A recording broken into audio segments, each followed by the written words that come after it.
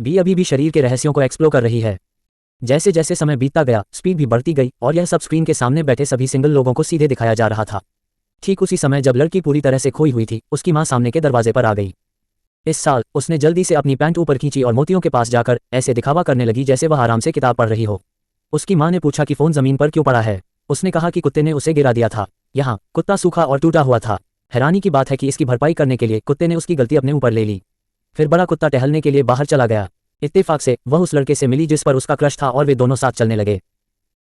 लेकिन इस साल वह सिर्फ नई चीज़ों को एक्सप्लोर करने के बारे में सोच रही थी, यहाँ तक कि वह ये भी कल्पना कर रही थी कि उस रात दालन चुपके से उसके कमरे में आएगा और फिर वे दोनों मिलकर अनजान दुनिया को एक्सप्लोर करेंगे। लेकिन दालन के अचानक चले जाने से उसकी कल्पना टूट गई। शुक्र है दालन ने उसे बताया कि अगले हफ्ते एक पार्टी होगी और उसे खास तौर पर आने के लिए इन्वाइट किया। इस साल दालन की दूर जाती हुई आकृति को देखकर उसने अपनी कल्पना को आज़ाद छोड़ दिया। इस दिन इस साल और उसकी दो सबसे अच्छी दोस्त सड़क पर थीं और उन्होंने एक ब्यूटी कॉन्टेस्ट शुरू किया।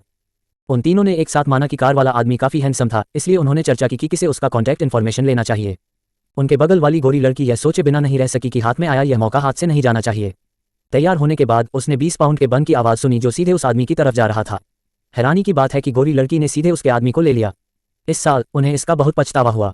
पार्टी के दिन निवासियों ने ध्यान से कपड़े पहने, आकर्षक परफ्यूम लगाया और आइचिंग से चीज़ें लाए।